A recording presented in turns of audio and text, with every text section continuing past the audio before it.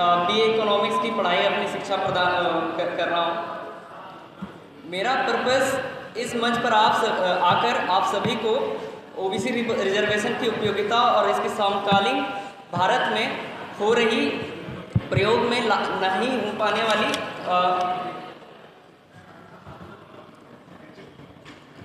मैं बस ये इतना कहना चाहूँगा कि मेरा पर्पस इस मंच पर आकर आप सभी को ओबीसी रिजर्वेशन की उपयोगिता और समकालीन भारत में इसकी पूर्ण समर्थता में प्रयोग में नहीं ला पाने की ओर आपका दृष्टिकोण लाना चाहता हूँ।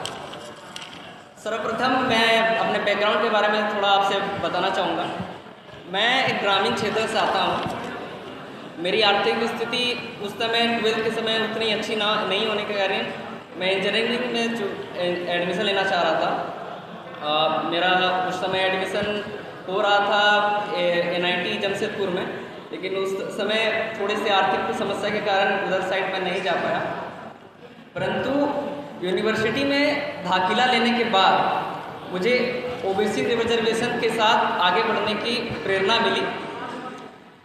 बात उसकी है कि ओबीसी रिजर्वेशन के साथ ही मुझे इतना समझ में आया कि कई सारे मेरे भाई बंधुओं का उस समय जिस दिन काउंसलिंग हो रहा था, बहुत सारे का एडमिशन होने में भी दिक्कत आता है। कई सारे लोगों में डिस्क्रिमिनेशन उस टाइम भी फेस करना पड़ता है। इवन एडमिशन के समय भी प्रेफरेंस के रूप में ज़्यादा लोगों को नहीं दिया जाता है जो कि निचले वर्गों से आते हैं। मेरा उतना दिक्कत नहीं हुआ क्योंकि मेरा लास्ट पोजीशन पे होकर मेरा वहाँ पे एडमिशन हो गया। लेकिन मेरा जनरल कैटेगरी में भी हो सकता था एडमिशन, लेकिन देखा गया कि ज़्यादा ओबीसी रिजर्वेशन पे आया है और ओबीसी वाला पे कैटेगरी है तो कैटेगरी सर्टिफिकेट की मांग पर ही रिजर्वेशन देने की बात कही गई। तो इस तरह के दाखिले में लोगों को दिक्कत होने की आशंका होती है। मैं कुछ पास्ट के बारे में बताना चाहूँगा कि मंडल कमीशन के द्वारा कैसे 10 साल लग गए थे उसे पारित होने में। जब बीपी मंडल द्वारा उन्होंने प्रथम शुरुआती रिपोर्ट से लेकर जब उनके निरंतर फलस्वरूप के अनुसार 7 अगस्त 1990 को ये आज के ही दिन पारित हुआ था। लेकिन समझ लीजिए कि 10 साल आपको लगे केवल वहाँ से शुरुआती रिपोर्ट को ले जाकर एक ये डिसाइड करने में कि सरकार को कि 10 ओबीसी एक पिछड़ा वर्ग और है SC ST के अलावा जिसे रिजर्वेशन की आवश्यकता है। कुछ समय बाद आज का समय के समकालीन भारत में देखा जाता है कि पॉपुलेशन वृद्धि बहुत एक्सपोनेंशियली हुआ उस समय के अनुसार। आज 35 साल बाद भी ना तो उस अनुसार सेंसस कराया गया, ना उस अनुसार आपका देखा गया कि कितना रिजर्वेशन कितना वर्गों को किस रूप में बांटा गया है, और उसी के अनुसार ना बांटा जा रहा है ना आगे जाने की आवश्यकता सरकार को लगती है। आप देखिए उस समय 10 साल लग गया केवल एक रिजर्वेशन देने में। हो सकता है कि आज की युवा पीढ़ी को या फिर जो आज के संघर्षरत ओबीसी हैं उनको और 5 साल 6 साल 15 साल लग जाए फिर से दोबारा से इस 27% के नंबर को ऊपर ले जाने में। लेकिन बात ये हो जाती है कि इस नंबर को लेके जाया कैसे जाएगा।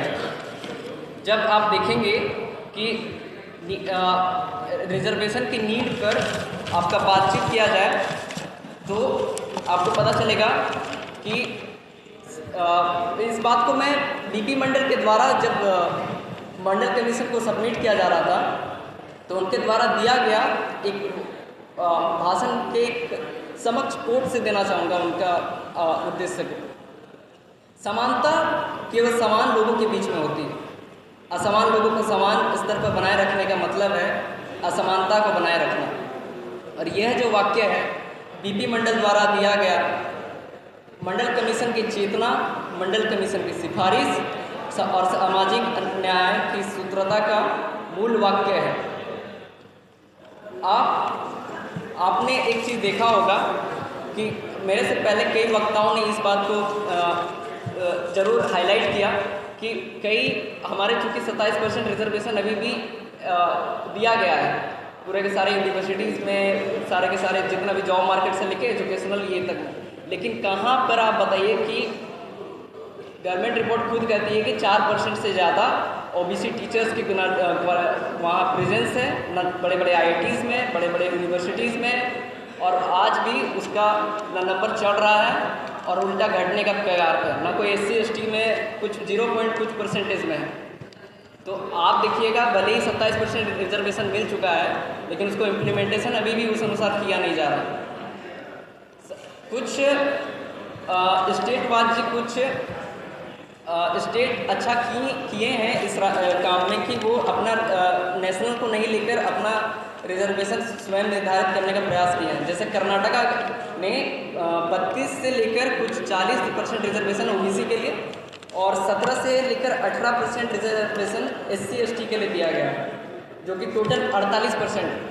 मेरे प्रदेश झारखंड में स्वयं ये बात लागू की जाने वाली थी कि 70% रिजर्वेशन आने वाला था, लेकिन हुआ क्या कि वहाँ के गवर्नर एक अपर जाति के होकर उन्होंने उस क्षेत्र में वो डॉक्यूमेंट में साइन करने से मना कर दिया, जिसके कारण आज हमें वो रिजर्वेशन नहीं मिल पा रहा है।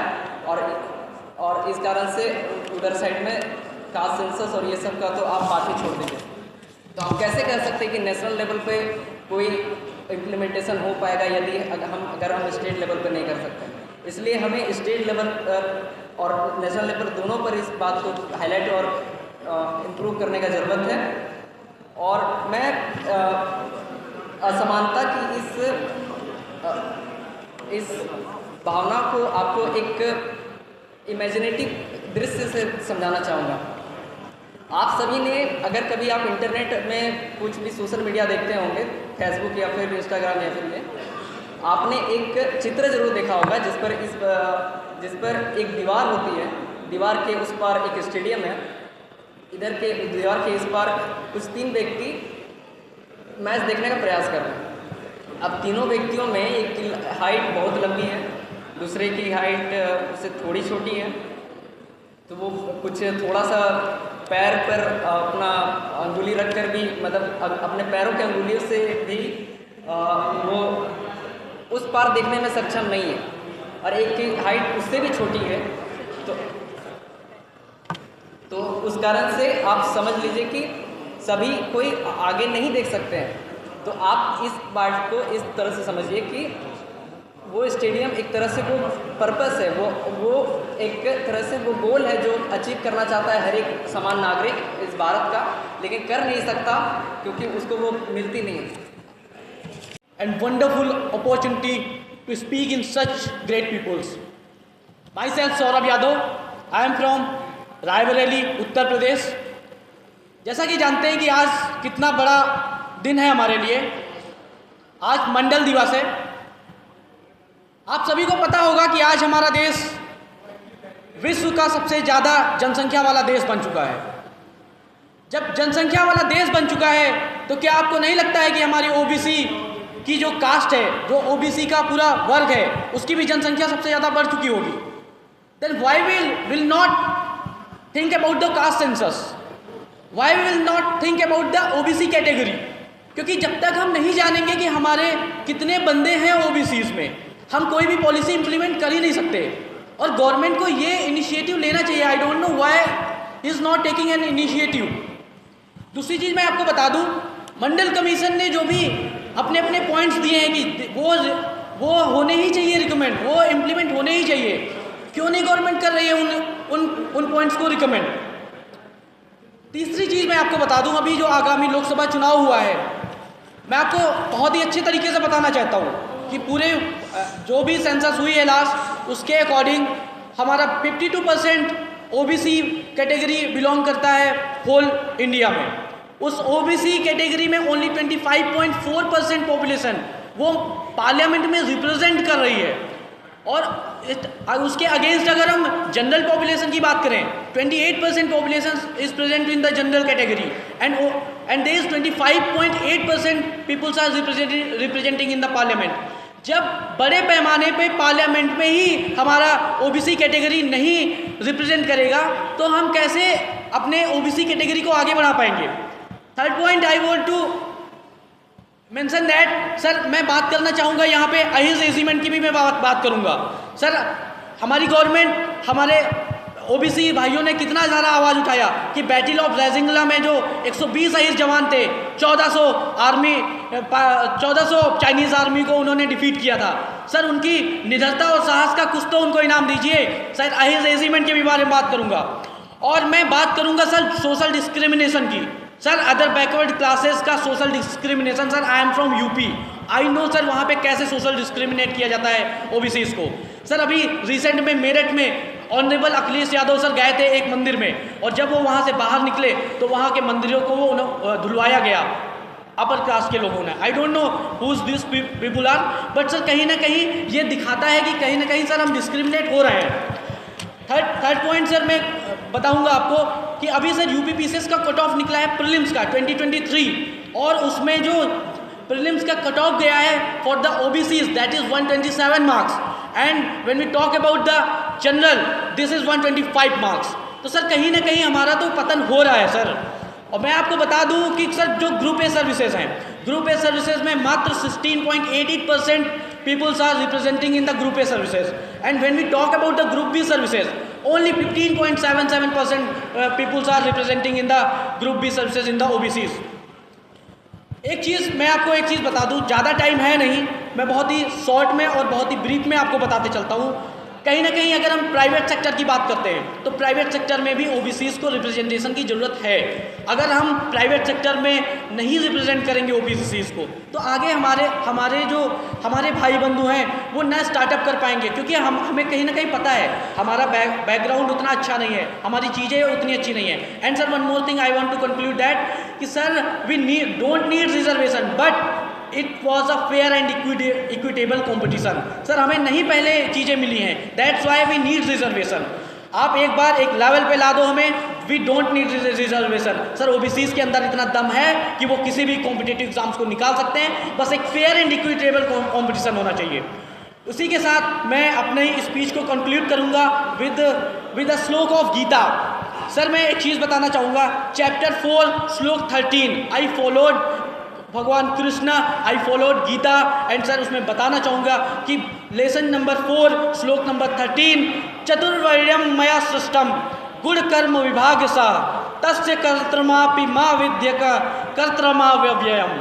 सर मैं आपको बताना चाहूँगा ये कि भगवान श्री कृष्ण बोलते हैं कि सर आई क्रिएटेड 4 वर्ण सिस्टम, आई क्रिएटेड 4 वर्ण system on the basis of your Karma and action, I created 4 वर्ण system on the basis of Karma and action not by birth. If your karma is like a Kshatri, if your karma is like a Brahmin, you are treat like a Brahmin and you are treat like a Kshatri. You are not treat like a OBCs and SC STs. Sir मैं एक चीज़ बस आपको, अगर मैं उन सब ये videos के थ्रू जाएगा लोगों से कनेक्ट करेगा, मैं उन सभी से बोलना चाहूँगा कि सर अगर या तो आप सनातन धर्म को मानिए या फिर भगवान श्री कृष्ण को मानिए। भगवान श्री कृष्ण ने साफ साफ शब्दों में कहा है कि there is no caste system, और सर हमारा एक ही मेन मोटो होना चाहिए कि कास्टलेस सोसाइटी। हमारा जो मेन मोटो होना चाहिए वो होना चाहिए कि कास्टलेस सोसाइटी। जिस दिन हमारा ये मेन मोटो होगा हमारा कंट्री बहुत ही डेवलप करेगा और हम सब भी बहुत डेवलप करेंगे। और सर एक लास्ट में पॉइंट ऐड करना चाहूँगा, कहीं ना कहीं sir we have to change our psychology. Sir आज मैं यूपी से बिलोंग करता हूँ सर, वहाँ पे 17 से 18 साल में लड़कियों का ब्याह कर दिया जाता है। जब लड़का 20 से 21 साल का हो जाता है तो उसकी शादी की बात चलती है। सर जब तक बच्चा मैच्योर नहीं हो जाता, कुछ ना कुछ कर लेता, हम सर क्यों ऐसा करते हैं? When we talk about the general category they will implement, वो अपने बच्चों को सबसे पहले मैच्योर बनाते हैं, पढ़ाते हैं और एक अच्छा जॉब क्रिएट करते हैं, देन वो इस चीज़ों के बारे में सोचते हैं।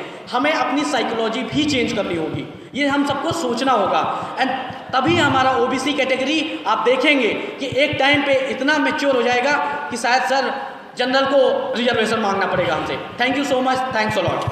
ओबीसी वर्ग एक ओबीसी तबका जो बहुत बड़ा तबका इस देश की 60% आबादी है, वो अपनी जो सांस्कृतिक धरोहर है, हम देखेंगे कि जितनी भी ओबीसी में जातियां पाई जाती हैं उनके यहाँ अपने ग्राम देवता होते थे, उनकी अपनी ग्राम संस्कृति होती थी, उनकी अपनी जातीय संस्कृति होती थी। उन सारी संस्कृतियों को भूल के सारे लोग ब्राह्मणवादी संस्कृति की तरफ बढ़ रहे हैं, और वो ब्राह्मणवादी संस्कृति वो कोई धर्म नहीं है। मैं सीधी सी बात करता हूँ कि वो एक धर्म नहीं है, वो एक तरीके का फ्रॉड है जिसमें सबको फंसा के रखा जाए, और उसका नेतृत्व जो संस्था, जो नियम, जो कानून मनु नाम के ब्राह्मण ने बनाया, उसको उसका नेतृत्व भी उन्हीं के कौम से आने वाले लोग, ब्राह्मण लोग ही कर सकते हैं।